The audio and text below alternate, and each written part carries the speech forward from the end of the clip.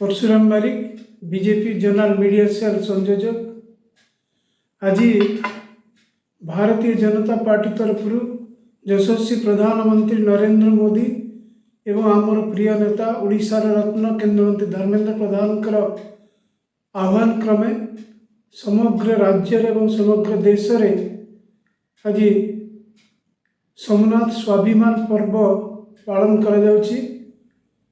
सोमनाथ स्वाभिमान पर्वर मूल उद्देश्य होउछि आज को ठीक 1000 वर्ष पूर्वे 8, 9, 10 जनवरी 1026 मसीह से समय गजनी मोहम्मद जी की मोगल सम्राट थिला गजनी मोहम्मद से माने आक्रमण करी सोमनाथ मंदिर को लुंठन करथिले एवं ध्वंस विध्वस्त करथिले।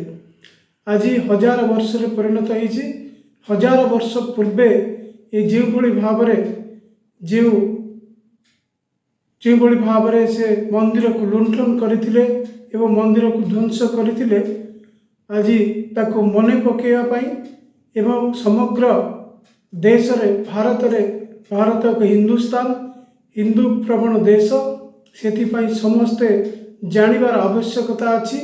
आज वर्षे 1000 वर्ष पूर्व जो सोमनाथ मंदिर लुंठित होइथिला से सोमनाथ मंदिर को परवर्ती समय 1951 मसीह डॉक्टर राजेंद्र प्रसाद जी की राष्ट्रपति थिले से समय से तार सोमनाथ मंदिर पुनर्निर्माण करथिले एवं से समय आज पर्यंत सोमनाथ मंदिर 75 वर्ष पदार्पण करिछि।